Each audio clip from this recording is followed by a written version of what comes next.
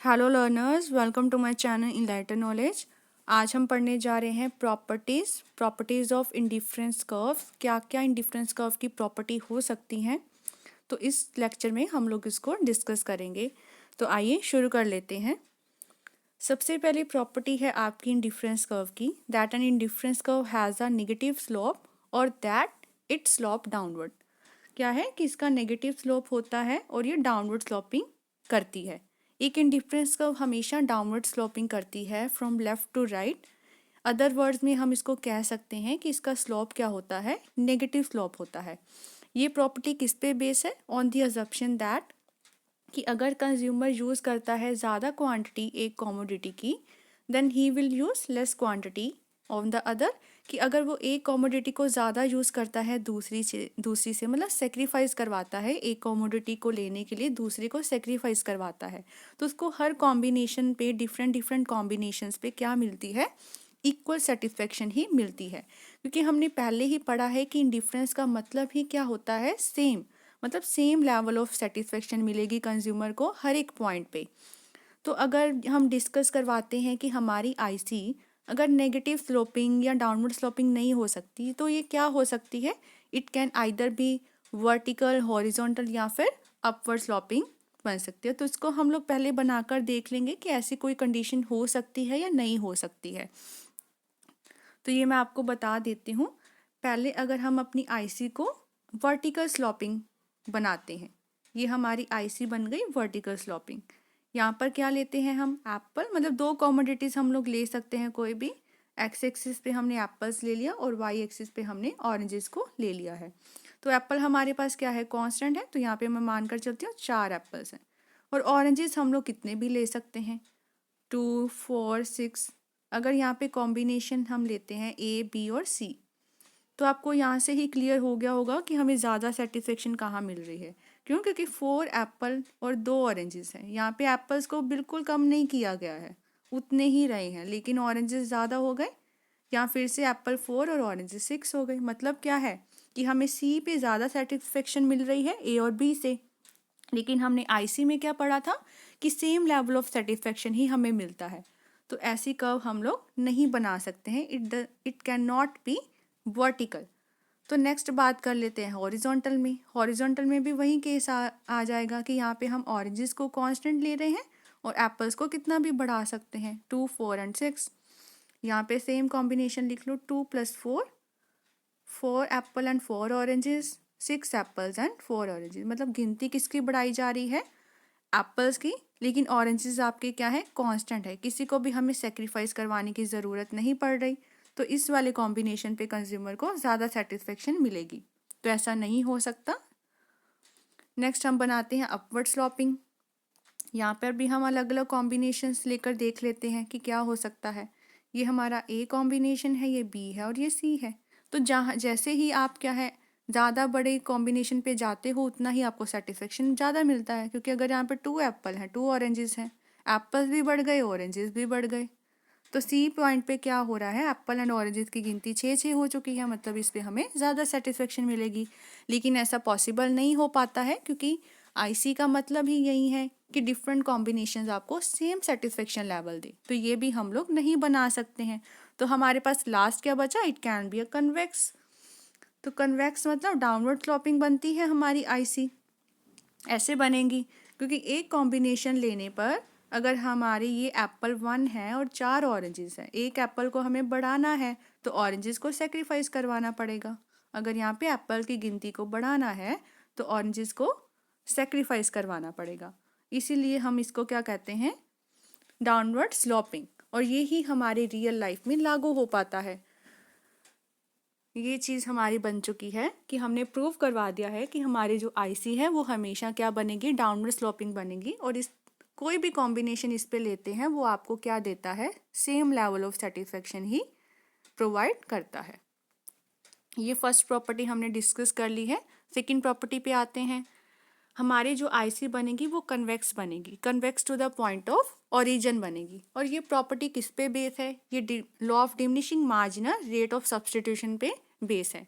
ये मैंने बहुत अच्छे से आपको क्लियर करवाया है प्रीवियस वीडियोस में, उसको ज़रूर देख लीजिएगा कि law of diminishing marginal rate of substitution ही क्यों अप्लाई होता है हमारी आईसी में।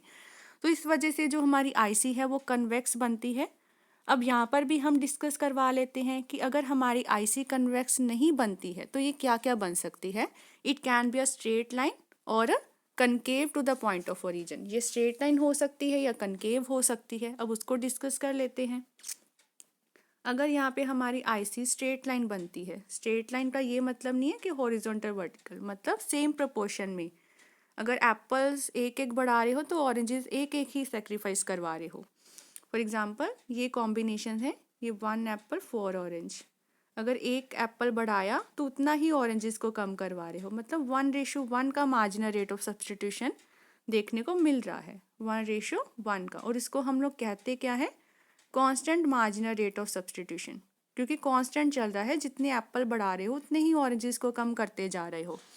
ये कंडीशन पॉसिबल तो है, लेकिन कब पॉसिबल है, जब कॉमोडिटीज़ क्या हो, परफेक्ट सब्स्टिट्यूट्स हों, एक दूसरे के बिल्कुल ही परफेक्ट सब्स्टिट्यूट हों, तब ये चीज़ पॉसिबल है। अगर ये चीज़ वहाँ पर पॉसिबल नहीं है जब कॉमोडिटीज़ परफेक्ट सब्स्टिट्यूट नहीं होती, या आप कह सकते हो नॉर्मल कॉमोडिटीज़ हम लोग लेकर चलते हैं। अब ये तो डिस्कस हो गया कि स्ट्रेट लाइन कहाँ पे बनेगी। सेकंड है कनकेव। कनकेव में हम लोग देख लेते हैं कि क्या चीज़ होती है।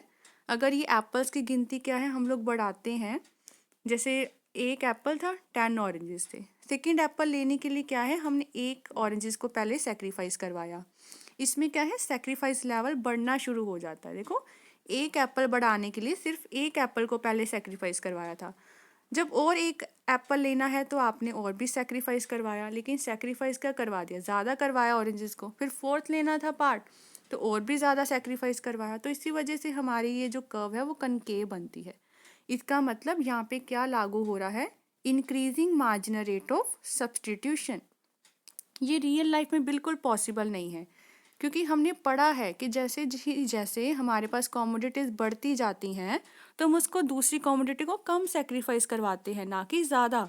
पहले तो आपने एक एप्पल लेने के लिए एक ऑरेंजेस को सेक्रीफाइस करवाया था, बाद में एक और एप्पल लेने के लिए 3 ऑरेंजेस को सेक्रीफाइस करवा दिया। इसका मतलब क्या है, जो सेक्रीफाइसिंग लेवल है वो बढ़ रहा है।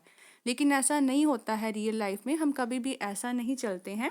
जो कॉमोडिटी हमारे पास कम होती है उसकी वैल्यू ज़्यादा होती है, और जो कॉमोडिटी हमारे पास ज़्यादा होनी शुरू हो जाती है एंड में उसकी वैल्यू कम होना शुरू होती है, ना कि बढ़ती जाती है। तो ये आपका रियल लाइफ में कंसेप्ट आपका पॉसिबल नहीं हो पाता है। तो लास्ट हमारे पास बच कौन सा गया, that it can be convex to the point of origin.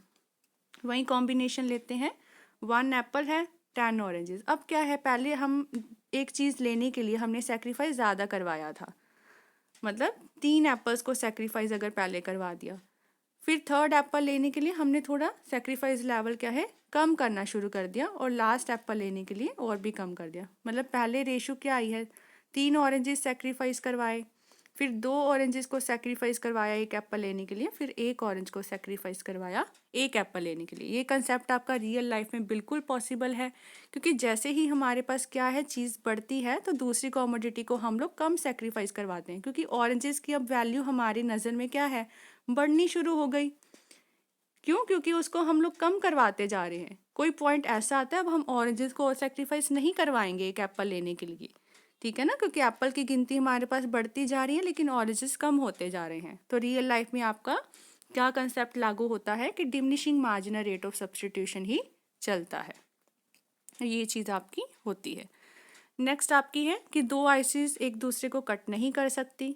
ये भी हम लोग बनाकर दिखा देते हैं कि ऐसा क्यों होता है। अगर ये मेरी IC1 है, ये I1 है, और ये हम इसको कट करवा देते हैं, ये IC क्या है 2 है, I2 एंड I2। ये मैं आपको दोबारा से बना देती हूँ,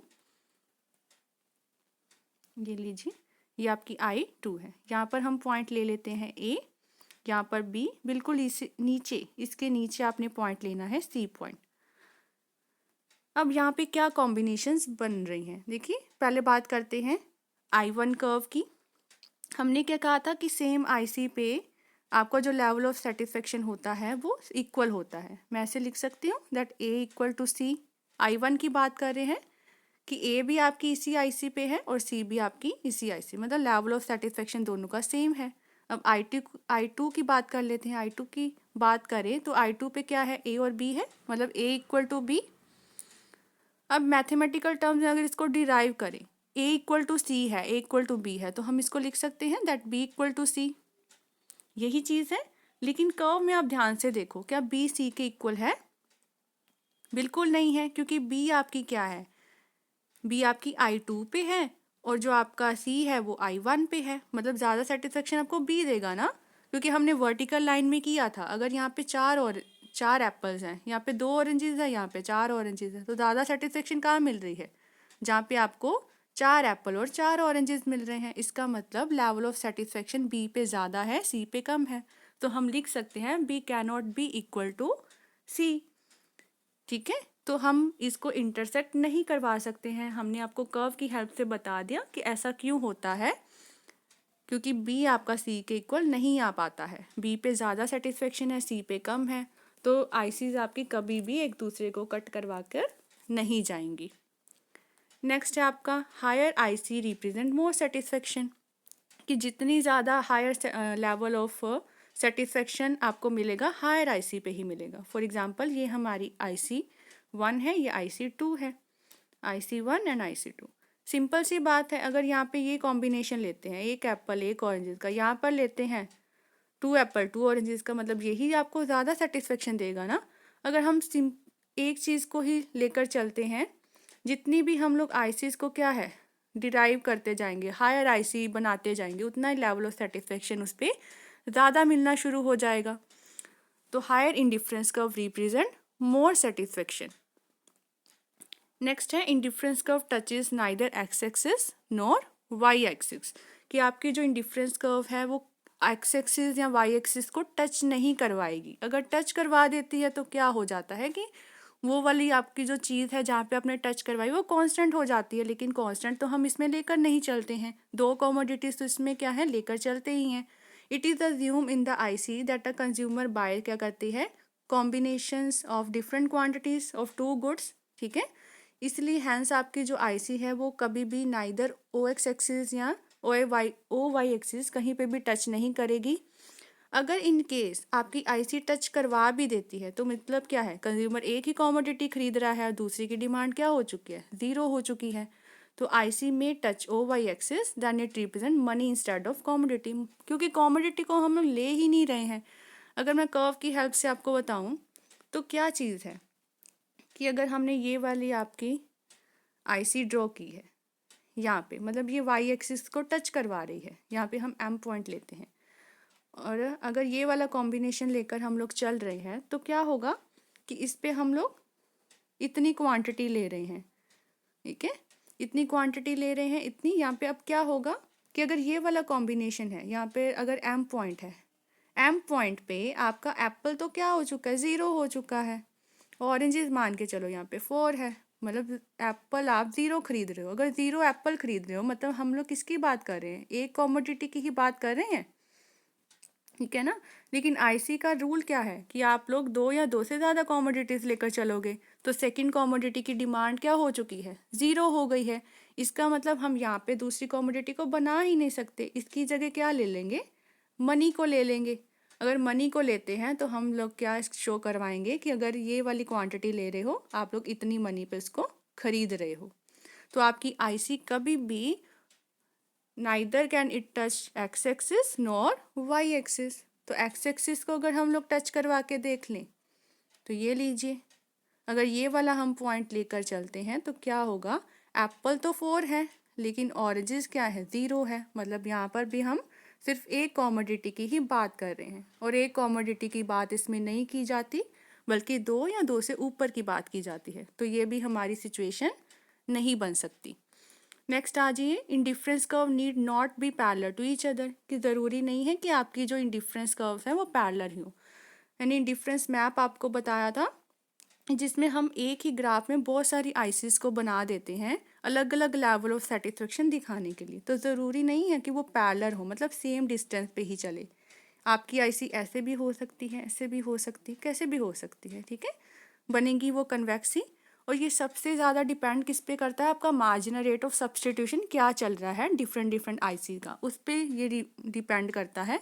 अगर तो मार्जिनल रेट ऑफ सब्सटीट्यूशन सबका कांस्टेंट है, कांस्टेंट रेट पे ही वो धीरे धीरे कम होता जा रहा है, तो वो पैरेलल बन सकती है, otherwise they will not be parallel. तो ज़रूरी नहीं आपकी जो आईसीज हैं वो हमेशा पैरेलल ही बने इंडिफरेंस मैप में। नेक्स्ट आता है indifference curve become complex in case of more than 2 commodities. अगर हम 2 से ज़्यादा कमोडिटीज़ लेते हैं तो हमारी जो आईसी है वो क्या बनेगी, कन्वेक्स बनेगी। एक कंज्यूमर डिज़ायर करता है अगर मोर देन 2 कमोडिटीज़, तो हम लोग कह सकते हैं कि हमें 3D कर्व बनानी पड़ेगी, ठीक है, 3D ग्राफ बनाना पड़ेगा। तीसरी कमोडिटी कहाँ पे लोगे, तो ये क्या चीज़ हो जाती है, कम्प्लेक्स हो जाती है। अगर 3 से भी ज़्यादा बनाने की बात करें तो क्या होगा, डायग्राम हमारे से बन ही नहीं पाएगी और हमें अलजेब्रा फंक्शंस की हेल्प लेनी पड़ेगी, then it cannot be meet. इस वजह से हम कह सकते हैं कि जो हमारी इंडिफरेंस कर्व है वो कम्प्लेक्स बनती है in case of more than 2 commodities. तो ये आपकी सारी प्रॉपर्टीज़ हो चुकी है और मैंने बिल्कुल डिटेल से आपको डिस्कस करवा दी है। अगर वीडियो पसंद आई हो इस चैनल को ज़रूर सब्सक्राइब कीजिए, like share and comment and press the bell icon, ताकि हर वीडियो की नोटिफिकेशन आपको टाइम टू टाइम मिलती रहे। Thank you.